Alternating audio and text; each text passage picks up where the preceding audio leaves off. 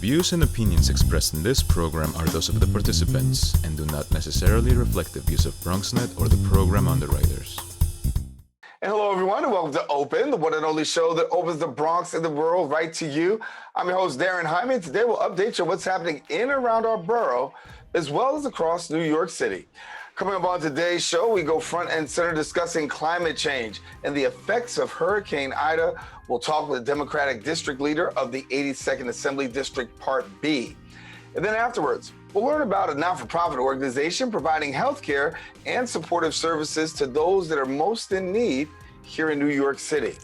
And then we'll talk about the struggles minority small businesses are facing during the ongoing COVID-19 pandemic and the help to get them to recover. Then there are some new tech and gadgets that are coming for back to school. More details a little later on in the show, including the latest iPhone 13 release.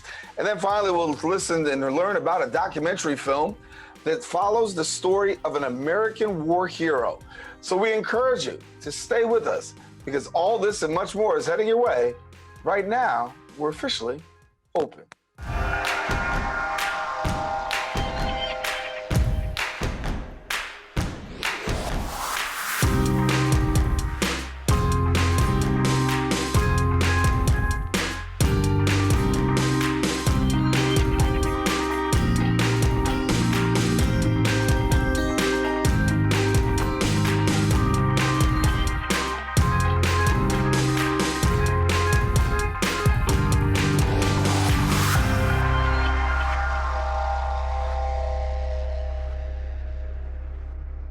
Everyone, and welcome to Open. I am Daren Jaime, and today is Wednesday, September 22nd, and you're watching Open, a live interactive program that brings the Bronx and New York straight to you.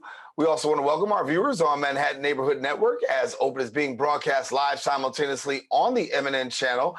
If you want to stay connected to us, well, there are a couple of ways you can do that. The first way you can is by joining us on our website at bronxnet.org, and then follow us on our social media platforms at BronxNet TV. Well, a lot has certainly gone on throughout the course of the past week. We'll take you through a couple of things with our Bronx updates.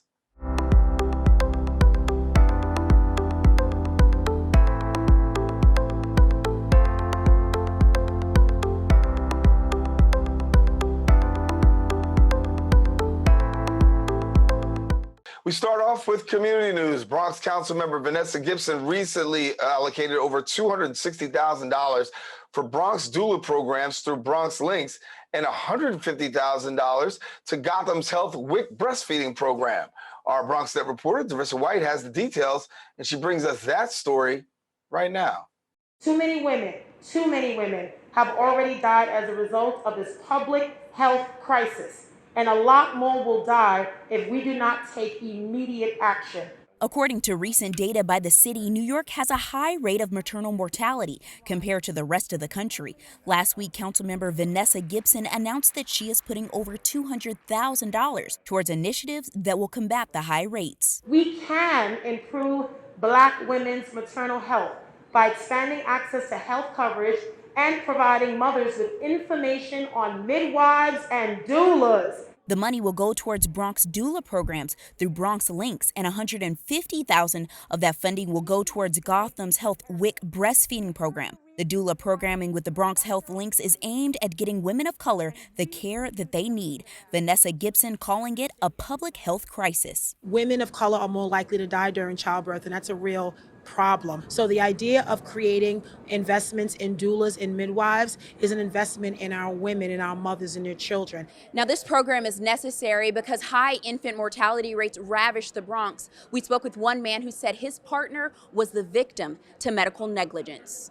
So I founded the Save Rose Foundation after losing my life partner, Amber Rose Isaac, to medical negligence due to an unscheduled emergency C-section that stemmed from medical negligence back in April 2020. When this happened to us, I was kind of left to fend for myself. McIntyre says he wants more people to know the truth about medical racism and how harmful it is for pregnant Black and brown women. He believes seeking out midwives and doulas are so important. We want to have a midwifery-led birthing center and not physician-ran. I do want to see more systems in place for people like me, to help people like me. Now, WIC is available at many of the hospitals citywide, but the goal is to expand to all healthcare centers in the Bronx. Reporting for BronxNet, Darissa White. And thank you, Darissa. And that is all the time we have for our Bronx updates. We do want you to stay with us. Open continues coming up after the break with much more show.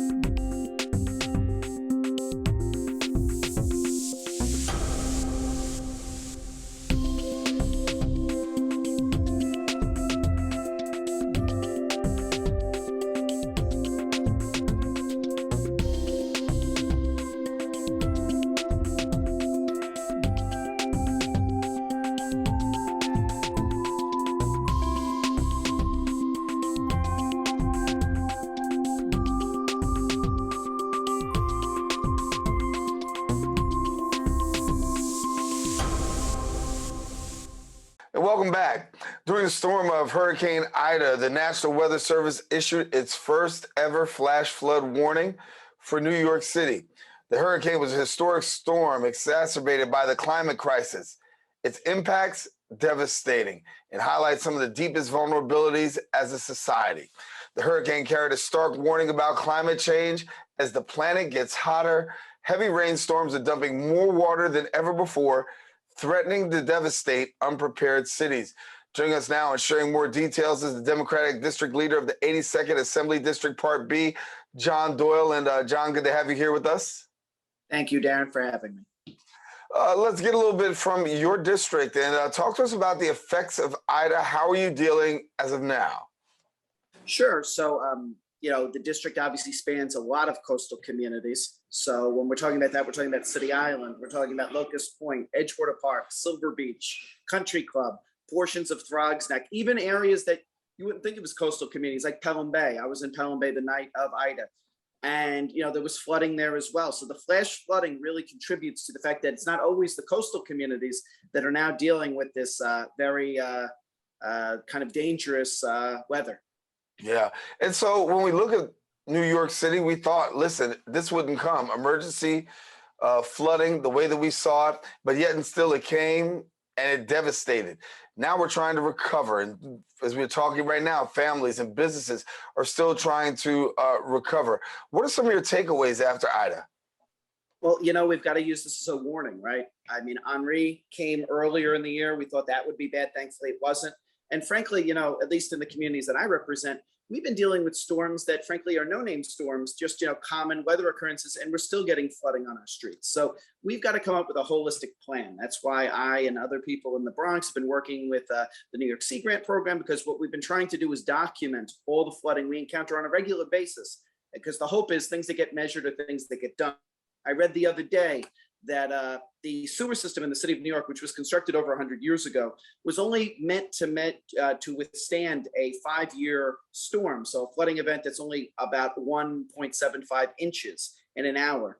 During Hurricane Ida, we got 3.15 inches in many parts of the city. So the system's not built to withstand a lot of this weather we've been having, and we've got to do more either way to help our coastal communities. Climate change is still a severe threat, and frankly, we're dealing with it right now. And the sea level has risen 9 inches since 1950, and it's expected to rise another 2.5 feet by 2050.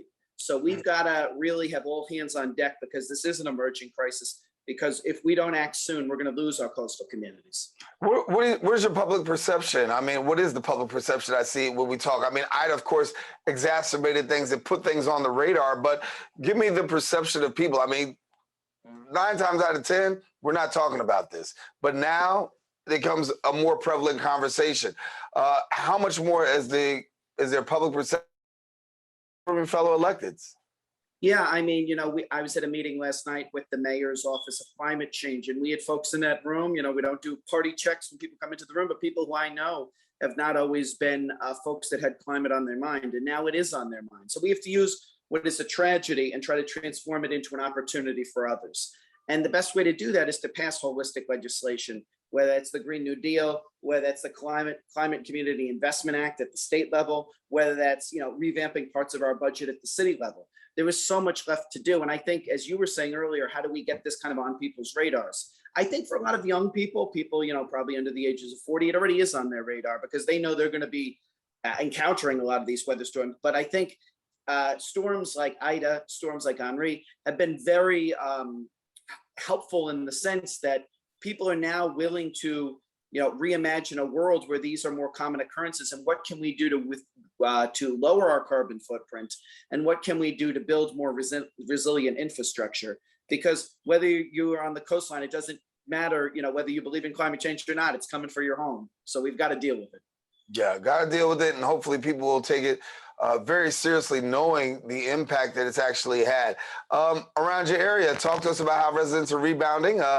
A lot of conversation about the rebuild and rebounding. How's it going? So far, so good. I mean, I think a lot of us were relieved in a sense that, we didn't see mass devastation on the scale of Hurricane Sandy. But I do have to say, I was out with Senator Biaggi a few days ago on the commercial strip here on City Island Avenue, and you'd be surprised how many of the store owners had mass flooding in their basement, how much stock supply they lost. I mean, we're talking thousands upon thousands of dollars per business, so millions on the strip overall. And that's not a situation confined to City Island. That's a situation that's playing out in parts of Throgs Neck and parts of Pelham Bay, that this mass flooding that the sewer system could not handle has impacted everybody. So let's use this as a teachable moment, and let's use this to expand. I'm aware, again, we have an issue with the basement apartments that for years have kind of been going on with a wink and a nod, if you will, that people understand they are not exactly what you would call street legal, but at the same time, people are living there. And what can we do to make these more resilient homes and bring them up to legalization? Because if we do nothing, we're gonna have storms like we've had where, people are literally dying in these apartments because they are unsafe. So we've got to do really so much more to address coastal flooding, but also the storm surge, which can happen anywhere, which is just massive rainfall. And we've got to use the opportunities we've been given. Every storm is a warning, and we're not going to get too many more warnings before we need to do something truly transformative. So obviously the president's trying to pass the American Jobs Act. A lot of that is going to be dealing with climate. So we've really got to move all these things forward. Yeah, talking about climate is really huge. A lot of us, we come to City Island, we come to visit. We don't live, right? But the people who live really have to experience it. I mean, we come, we visit, we eat, we walk around.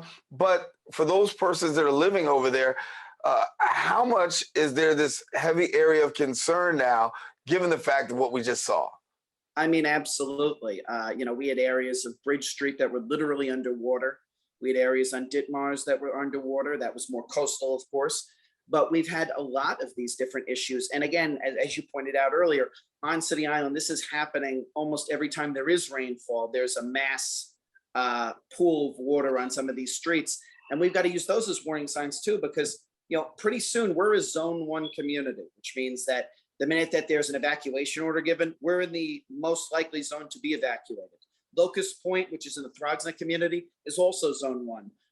Parts of Edgewater Park are Zone 1. In Zone 2, we have the rest of Edgewater Park. We have portions of Throgs Neck. We have portions of Country Club. We have portions of Silver Beach. So we have a lot of our coastal communities that we need to get these things right now when there isn't as severe of a storm threat, because if we don't get it right, we're going to have some sort of mass catastrophe. People are unfortunately going to lose everything. So, when people come out to City Island, again, this is a destination location. We want people to come out here.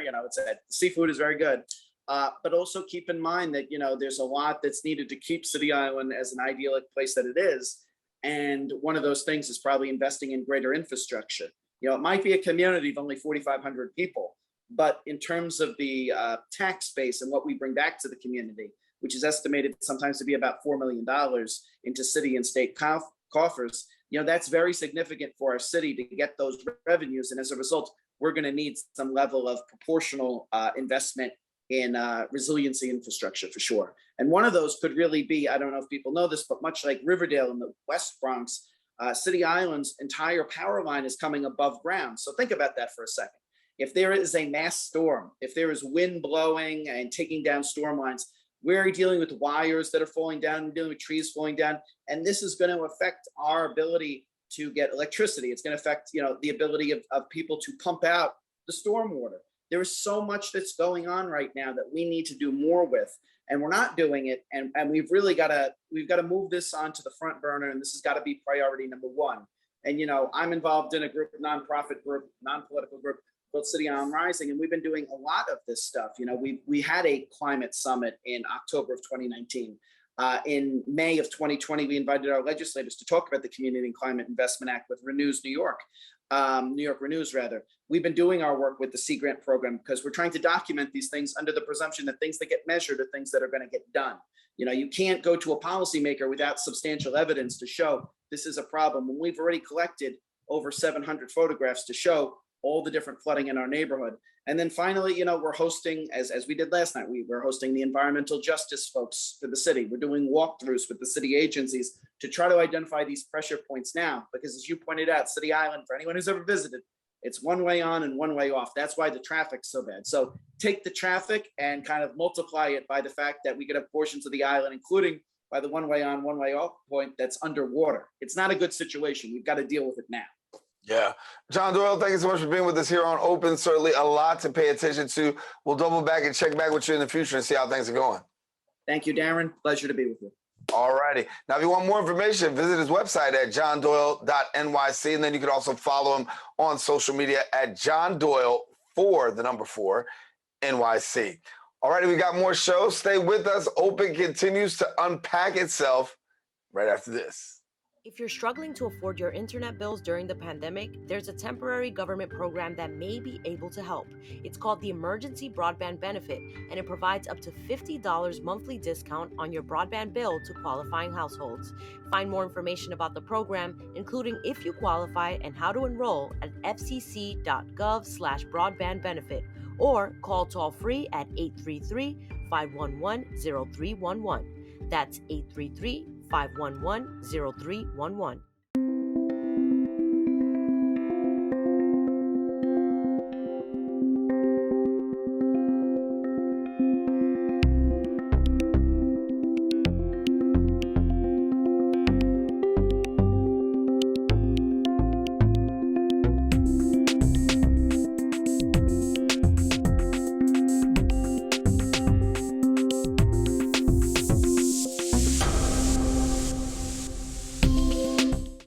Back to the show. Harlem United is a not-for-profit organization that's working to address the issues and concerns of underserved communities in New York. Now, for over 30 years, their mission is to provide healthcare, housing, prevention, and supportive services to those most in need, also fighting for the community's right to access these services equitably without barriers of racism, stigma, or discrimination. Sharing now more details about Harlem United is the Chief External Affairs and Development Officer and the Executive Director of Upper Room AIDS Ministry at Harlem United, Tamisha McPherson. And Tamisha, glad to have you here with us on Open. Thank you so much for the invitation. Glad to have you. And I'm glad to have you sharing. Harlem is home, and glad to introduce people to many more of the programs and services going on. So for those people who don't know about Harlem United, please give us a little bit about it. Sure. So Harlem United was found in a basement at the height of the HIV and AIDS epidemic. And this was back in 1988. Harlem United provides critical care to the underserved communities struggling with multiple chronic conditions such as HIV, serious mental illness, and substance use disorders. Back in 2000, we started providing primary care to our client population.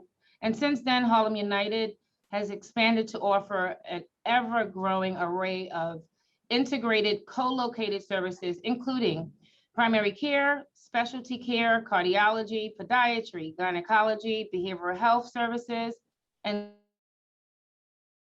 yeah.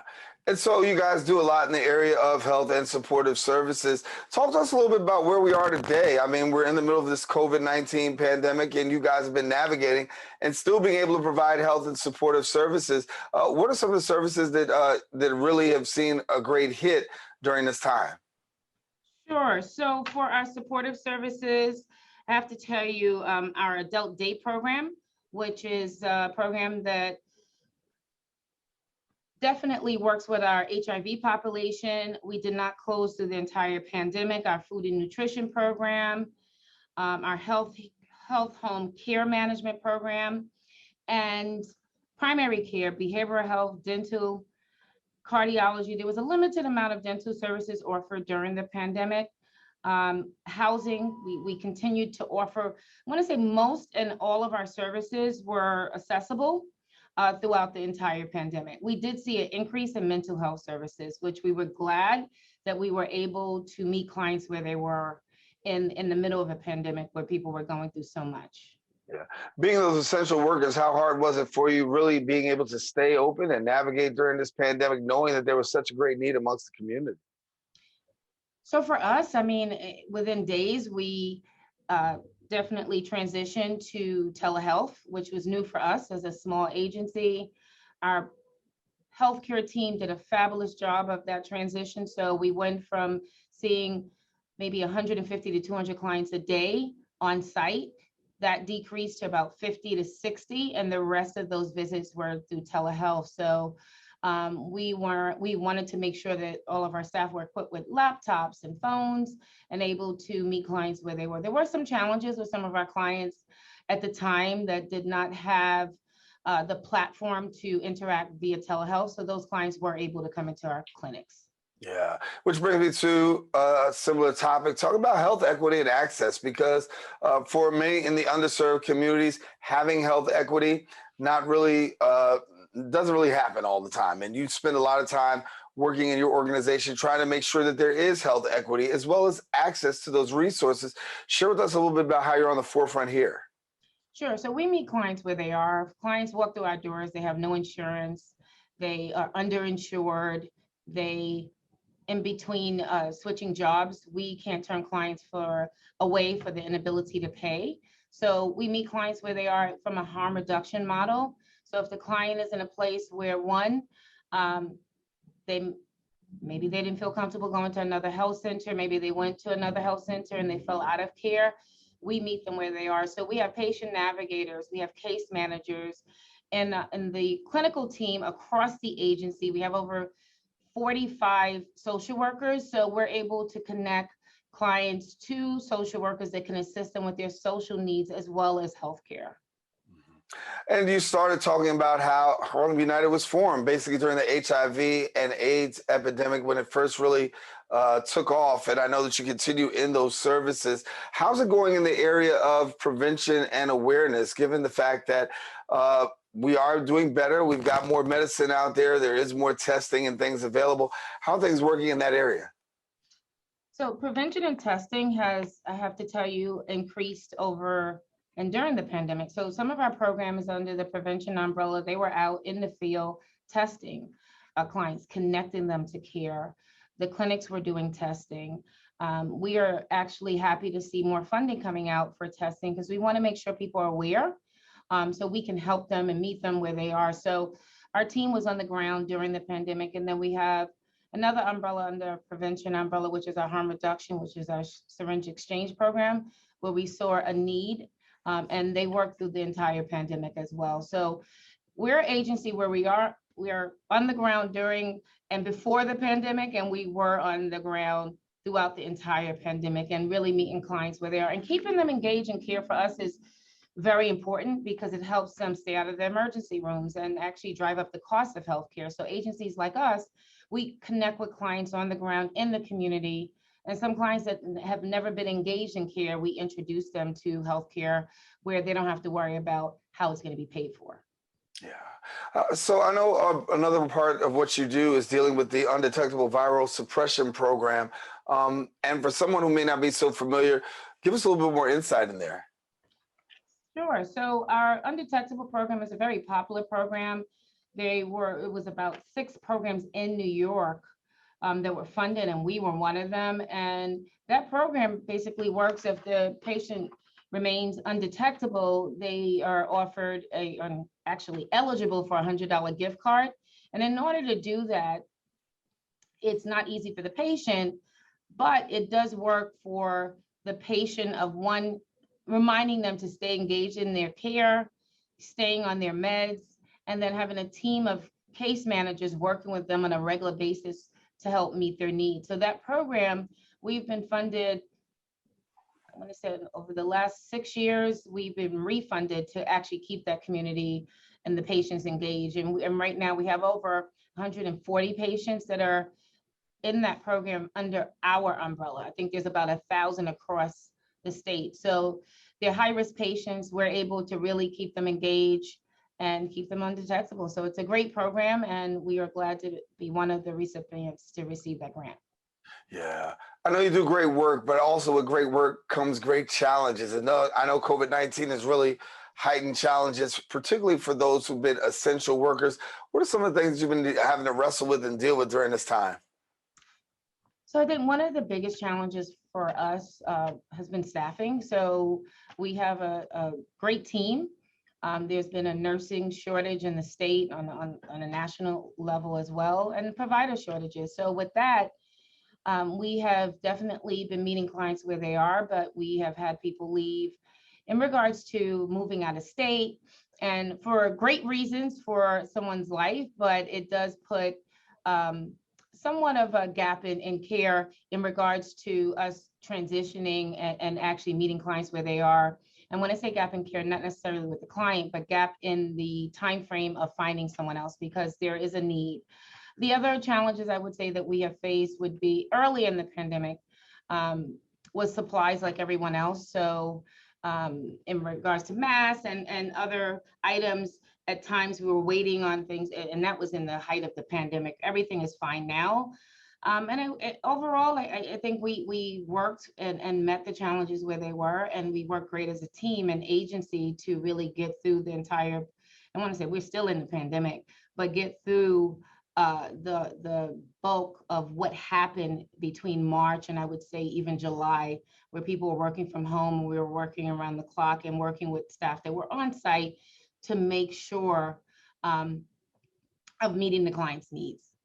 Yeah. Well, Tamisha McPherson, thank you so much for being our guest here on Open. Doing great work, even in the midst of struggle, essential workers, and we're glad for the services that you're providing for the residents of Harlem. Thanks so much for being with us. Thank you. Tamisha McPherson from Harlem United. Now, if you want more information, don't hesitate to visit their website, harlemunited.org, or also on their social media platforms, Twitter and Facebook, at Harlem United. We encourage you, don't go anywhere. We've got more show coming up.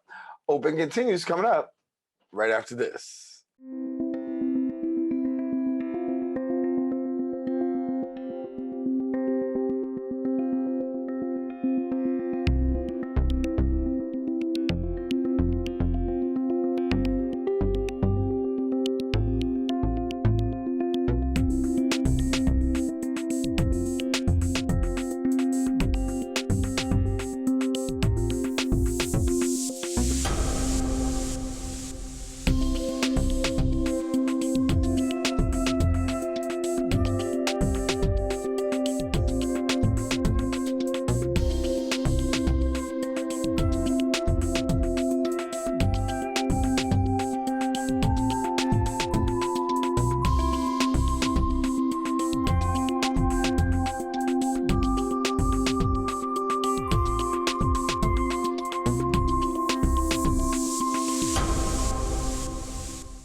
Welcome back to the show. Well, the pandemic has strained the small business community, particularly the minority-owned small business owners across every borough here in New York City.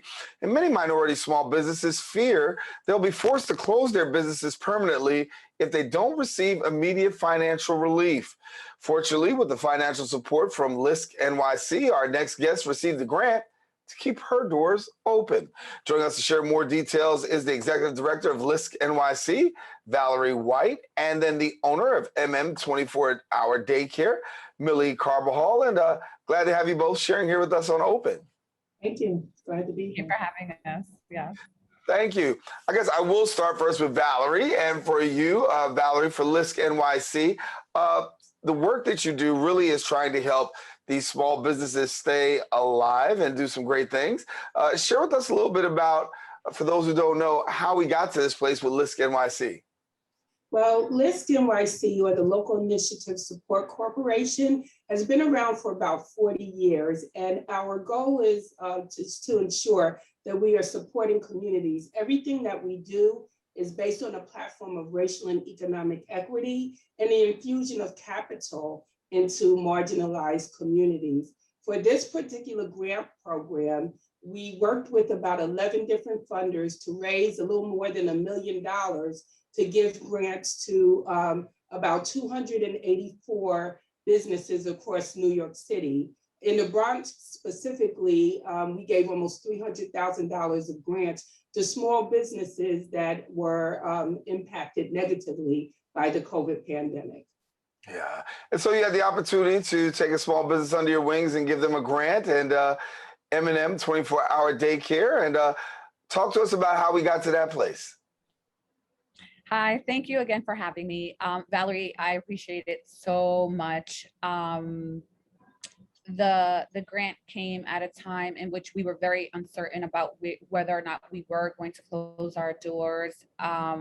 We lost many of our parents. Many of our parents lost their job.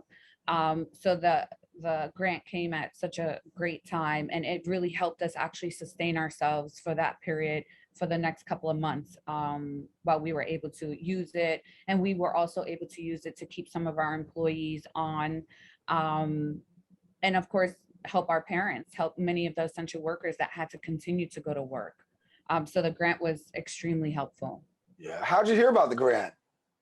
So I'm part of WEDGO, which is our food program, and my inspector, who normally inspects us every 3 months, she gave me a call, and she knew so many of us were closing our doors. Many providers, many daycares were closing their doors, and she called me right away. She sat with me for 2 hours and helped me fill out the application. Wow. And Valerie, I must admit that it's got to be a good shot in the arm for both the organization and yourself to be able to step in, because as Millie said, there are a lot of people out there who don't have those kind of resources and have been forced to make the hard decision of having to close their doors. But in this case, you're able to keep somebody alive. Yes, and what's critically important about this particular program, and Millie laid it out very, very nicely. We also raised additional funds to provide sub-grants to 16 community-based organizations located right in the neighborhood who have relationships with many of the small businesses and economic development programming. So part of that sub-grant was to provide the capital resource for those organizations, WEDCO being one of them, to actually not only notify the small businesses that they work with regularly, but provide the opportunity to sit with them and go through the application process. In addition to that, on the front end, we also continue to fund the community-based organizations, the 16 in these neighborhoods, to work with the small businesses for long-term sustainability. We believe the grant is important to keep the doors open, but there are a lot of different things that could be done in terms of changing business strategy, understanding about operating within this COVID pandemic, because it does change the way, particularly a business like a daycare, 24 hours, of course, is needed for essential workers and other folks to go back to work, but you also have to operate much differently. So we provide that funding to the community-based organizations to help the businesses, no matter what industry, understand how they need to operate going forward amid the pandemic. Yeah. So, Millie, as you look right now and you see yourself and you're able to navigate a little bit better, talk to us about how things are now, given the fact that you got this grant and your organization is still able to keep the doors open to do what they have to do. How are things going for you now? So thankfully, we were, like I mentioned earlier, able to maintain ourselves because of the grant. We were able to keep most of our staff on. But we are in a community that's considered one of the poorest communities in the Bronx. So the grant was able to help us keep our doors open, help us provide these services, which we provide early services, later services for our parents that really desperately need it. And now today, parents are able to return to work because we were able to keep our door closed. Yeah. Open. So, Keep our doors open. Yeah, the doors open. We need the doors open. Yes, we want them to be open. Right. But unfortunately, like, we're huge advocates of family engagement. But at this point, because we're still in the pandemic, we have limit our family engagement where the parents can't have open access to the classroom like they normally would. So that's kind of the only difference now that we're experiencing. But families are feeling better coming back. Children are coming back wearing their masks, as well as our staff are becoming vaccinated as well. Yeah. Valerie, for you, talk to us about where you go from here. I mean, you're helping people really get to back on their feet and helping them through some really tough times. Where does the organization move from here?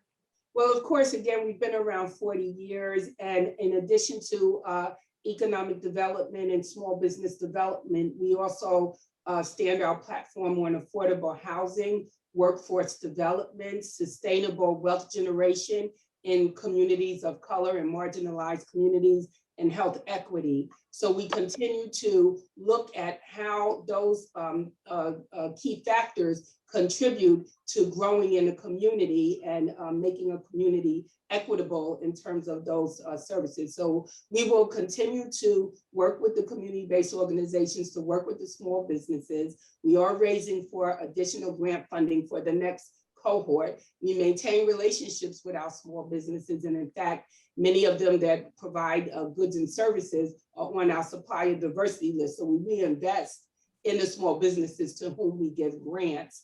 But we are working on a number of other key community development initiatives that we hope will, create a more equitable access to opportunity services and to society in general for marginalized populations and for minority members of our communities. And how are people able to tap into possibly getting a grant? I know that a lot of our viewers are saying, listen, you know what? I may need some assistance and I may be able to apply. So what do they need to do? They can find out more about what we do and contact us at our website. Is LISC, LISC.org/NYC, New York City. On our website is a host of information. It includes our upcoming events. It includes our programs and initiatives. It includes the information about applying for grants and other programs, and then a host of other information, different publications that we put out that talk about economic development, and our advocacy platform, which is again based on racial and economic equity and eradicating systemic inequities. Yeah.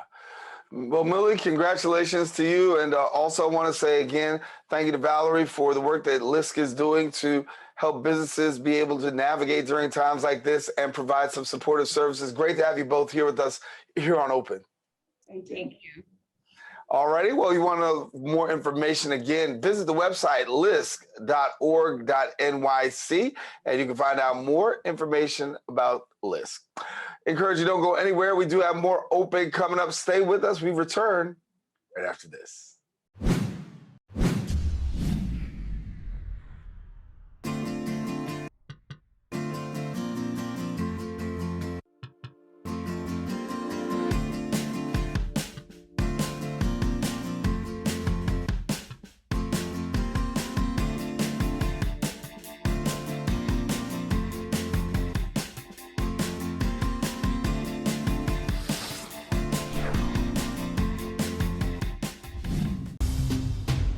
We know that people are dealing with the health crisis, but there's also a lot of food insecurity. We're giving out healthy food options, and that's what's key here. If you're a senior, you have a disability, they'll actually deliver meals to you. The residents are anxious, they're worried, they're scared, and they want to be tested. When things were happening in our community and we couldn't get the help. There's almost a presumption of criminality that attaches to your skin color. The site will prioritize those who are at highest risk in the population. If you feel symptoms and you'd like to visit one of these COVID-19 testing sites here in the Bronx, you may call the State Health Department's hotline. Important to note about this site is no reservations are needed. This is a walk-in clinic. A lot of us are out of work and looking for something to do. We have the machinery and the skills to make large scales of these masks and gowns. Take care of your people. It's going to go way further than we actually can understand. Right now, employees like myself are just adjusting to the new reality. Reporting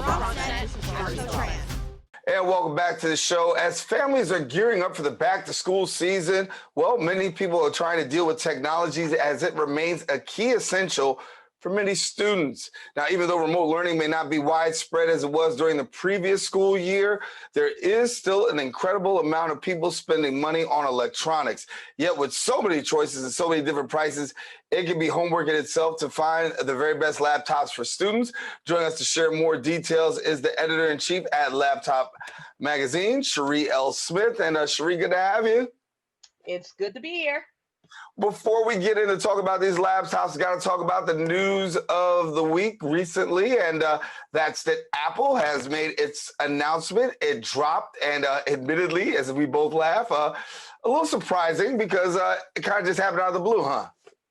Well, Apple does what Apple's going to do. All we can do is guesstimate when something is coming. We know that typically they do a press announcement in September. We're expecting another one because we still haven't had any new MacBook Pros or Airs. So we're expecting another one before the year is done. And we also haven't heard hide nor peep of the AirPods 3 or the AirPods Pro 2. So there's still news on the horizon. Will all of those things I just mentioned right now be in said announcement? I have no idea. Yeah, Apple, I think you said best. Apple does what Apple does, and we just got to wait and see. But from what you heard, I mean, as a person who is an expert in the business, from what you heard on Apple's release, give me your thoughts. I thought, all right, so let's preface this with in my personal life am not an Apple person. I use a MacBook for work. Everything else, I do PC, I do Android. I'm a gamer, so I need a gaming laptop. I mean, it sounded good. Like there are things that I definitely am eager to put to the test once we get the new iPhones in, namely the battery life, namely the new cameras on the iPhone 13 and 13 mini, which actually I'm surprised that they made a mini because the mini did not do as well as Apple would hope. And they're not saying it, but they're like, I guess they're going to take another bite at the apple. I think at this point, people have moved past smaller phones. I'm really excited about the iPhone Pro and the Pro Max, just to see what all those features are, because if you're paying upwards of $1,000, it better have all the bells and whistles and everything in between. I do appreciate that on the Pro and the Max that you will get a terabyte of storage if you are willing to fork out the money. Yeah, if you're willing to fork out the money, and we do know those numbers can be pretty expensive. Want to move now to another area of expertise, talk about laptops. We've got back to school, and I know you're in the process of writing reviews and doing some stuff, but talk to us about some of the more popular things that we're seeing here for back to school technology. I mean, Chromebooks continue to be a staple in a lot of schools. So we recently reviewed several Chromebooks. We really like the Asus Chromebook CX9. It's a little pricey, but it makes sense. The Acer Chromebook Spin 713 is also a good purchase, as is the Spin 514. And the Asus Chromebook Detachable CM3. None of these names are easy to say. Chromebooks continue to be pretty much inexpensive. They're easy to use. Google is really hammering down into the security thing because they're also trying to move into the business enterprise section. Webcams are still going to be a thing, like as some schools are going back into in-person, some are going back into remote. It'd just be better to get the webcam just in case. If you're in the tablets, if you're still using a tablet, then good news, Apple unveiled some new iPads for you. So you've got the iPad mini, which starts at $499, and you've got the new iPad, I forgot what generation it is, that starts at $329. And both of those are being touted as laptop replacements. I would never do that, but if you're in a pinch and you've got a pretty good Bluetooth keyboard, it's doable. And so as we look now and we see that many people are involved in technology, what are the things that people are pretty much going after these days? I mean, is it more the Chromebook as opposed to the laptop?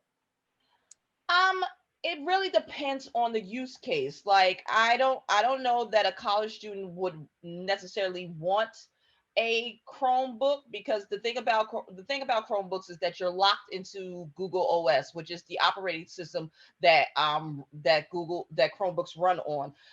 With PCs, with Macs, you can download Chrome. You can do Linux. You can do a few things if you know what you're doing. Whereas there are apps that you have to use that may not be in the Google stores. So you might want to get a PC or a Mac if you are maybe in high school or maybe in college. Yeah. And so we want to talk about another area that's near and dear to your heart. You mentioned it earlier, gaming, as we are now into the fall. What's hot? What's not? Well, we just reviewed Deathloop, a game by Bethesda, developed by Arcane Studios.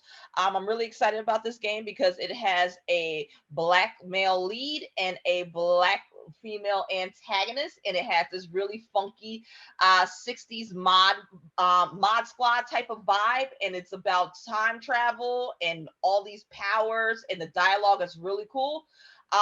In terms of laptops, I'm actually reviewing the Alienware X17, their new series of gaming laptops. So you've got this really, really slim beast of a laptop that's 17 inches. It's got all the bells and whistles. Will it cost you an arm, a leg, and a babe? Yes, it will, but it will get the job done. I am excited that next year we should be seeing God of War. Fingers crossed, the sequel to the last God of War installment.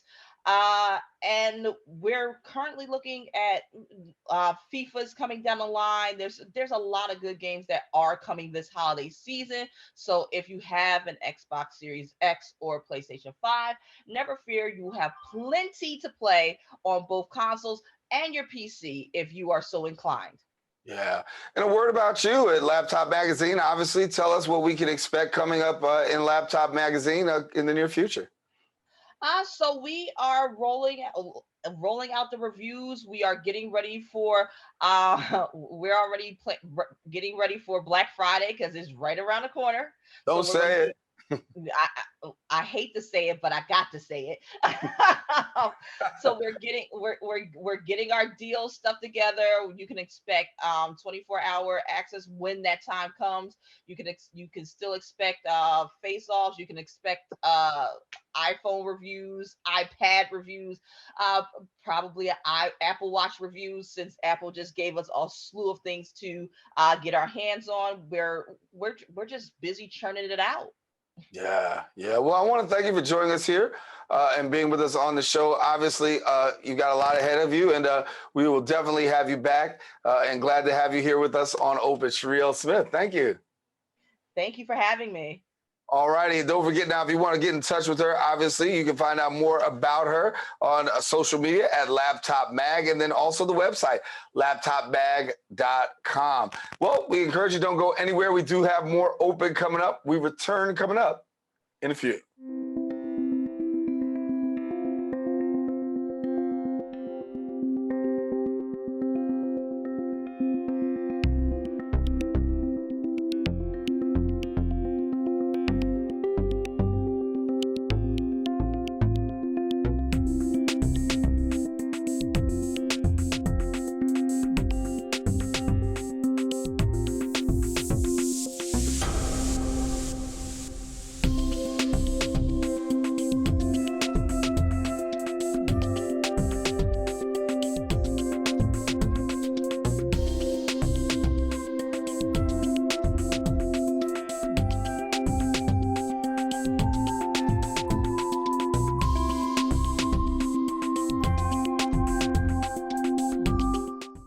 welcome back.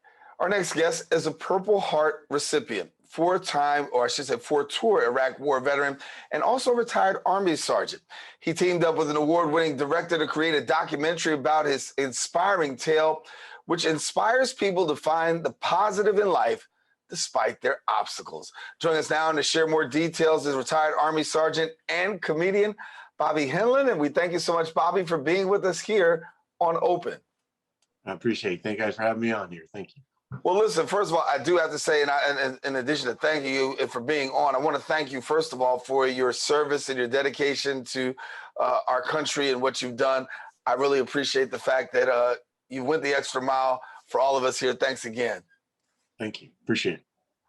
Let's talk for a few minutes, because for yourself, we just came out of 9/11 recently, but 9/11 was a very integral time in your life. So talk to us, because I know after 9/11, it was your time that you said you wanted to go back and do something.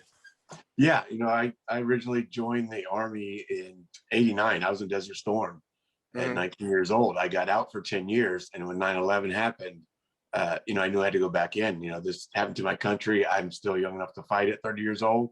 I also have experiences that I can bring the military personnel that are going to be going with me from the previous war that I was in. And so I just couldn't sit by and just let that happen without doing something about it. So I went back in right after 9/11. Matter of fact, October 31st, the next month, I was back in basic training. Wow. And for you, you go back into basic training, you go back and you re-enlist, and then you're involved and you're engaged. And from there, you also suffered some injuries. Walk us through what happened. Yeah, so I ended up doing 3 more tours to Iraq. And in '07, shortly into my tour, my Humvee got hit by a roadside bomb, and it killed the other 4 men in the Humvee, leaving me burnt over 38% of my body. My head was burnt to the skull. I had my left hand amputated after trying to make it work for 2 years. About 3 years total recovery. 48 surgeries later, going through it all, I used my sense of humor to get through it, to let others know I was okay as a defense mechanism. So something I always kind of did is use my sense of humor to get through stuff. So by doing that, my occupational therapist said, you should try stand-up comedy. And I thought, there's no way, I could joke about the hospital because it's a bunch of wounded veterans and hospital staff, and those jobs take people with a dark sense of humor. So by doing that, she just kept nagging me to try it. So basically, I guess you could say I got nagged into doing comedy. And so I went to go try to prove her wrong 12 years ago. And I've been trying to prove her wrong that it's not going to work for 12 years now. And it's been working very well, so much so to the place now that you actually have a documentary that's actually going to come out and talk a little bit about your life, talk about comedy, and really also PTSD, which is very important as well. Share with us a little bit first about the PTSD and what you're feeling today. Yeah, anybody who goes to war or any traumatic, you don't even have to go to war to have PTSD, but of course that's where mine comes from. But the post-traumatic stress disorder, it's something you learn to live with. You learn tools to deal with it. I don't think it's ever going to go away. You just kind of learn to live with it, live with your triggers and stuff, to whatever the experiences that you went through to cause it. So throughout these 12 years I've been doing comedy and stuff, I've also done motivational speaking. I've been trying to help other veterans learn what I've learned. Also first responders, this is how I deal with it through these outlets. So I started my own nonprofit to help them deal with it. And along with doing comedy shows, motivational speaking gigs, I have retreats for veterans and first responders to learn these. Life is very busy, very joyful. I get to help a lot of people, and that also, of course, helps myself by doing that. Yeah. So now you take it to the big screen, and you got a documentary about this. As you're reliving this and really being able to share this, talk to us a little bit about the documentary and what it means to you to be able to tell your story and share your story. Of course. Right away, I was, like I said, I was the only survivor out of 5 guys in a Humvee. So I always said the best revenge I can get is to help more people than that guy's ever hurt. And so that was my mission, to go on to use my story, my personality, my craziness, to help others. And so with that, with making a documentary showing me going to these places, talking to other veterans, talking to high school children, seeing one of my comedy shows, and just meeting the people that will see that through a documentary and capture it that way, will take it to the next level and be able to help more people. And so I'm excited about doing a documentary. We're still in the process of making it. We do need funds to make it, is one of the big parts of it, of course. So we do have a Live Well Done Indiegogo. That is the title of the film, How to Live Well Done. So we are trying to raise more money to complete the film totally. But I'm excited to, one, meet so many people on the road and to share that. And that's the main thing. It's not just my story. By doing this documentary, I get to share all the other stories. The people I get to meet that share their stories with me, it's amazing. So I think that can help more people, not just my story. It's everybody sharing their stories. So I'm intrigued about the comedy piece. Talk to me about that for a second, because when we talk about making people laugh, you really are intentionally trying to make people laugh. And of course, you do it in a more natural kind of way. So I guess the question is, where do you get your material from? I mean, is it just everyday life? Is it your life? Where do you find the material? It's definitely a mixture. You know, I'm a self-deprecating comedian. I kind of make fun of what it's like being burnt, you know, like everybody's got to brand themselves, right? You become a comedian. How do you brand yourself? Luckily, I was already branded. So I became the well-done comedian. So yeah, and I have children, I have grandchildren. You know, I've been through divorces and marriages and the military and life. I'm 50 years old, so I got a lot to joke about. Yeah, a lot to tell your story about. What is it that you want people to know most about your story?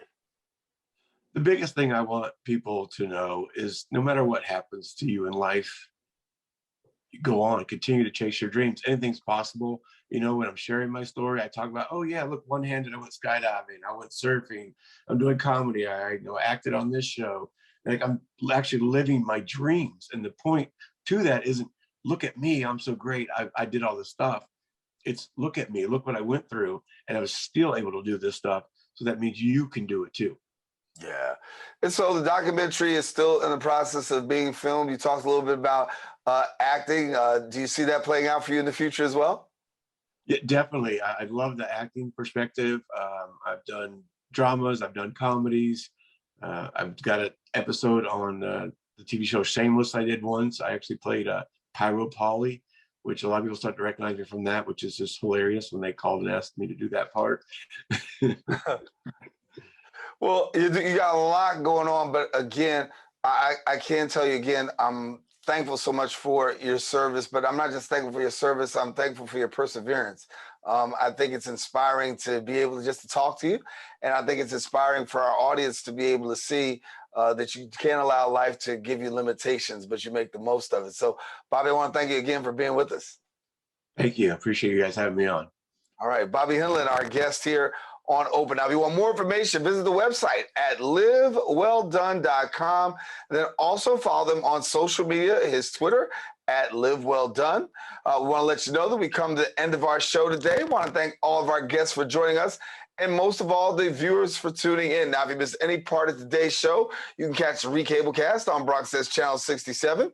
If you have Verizon Files, that'll be Channel 2133, or anytime on the web at bronxnet.org. Another special shout out to all those who are watching on the Manhattan Neighborhood Network, as Open is broadcast live simultaneously on the MNN channel.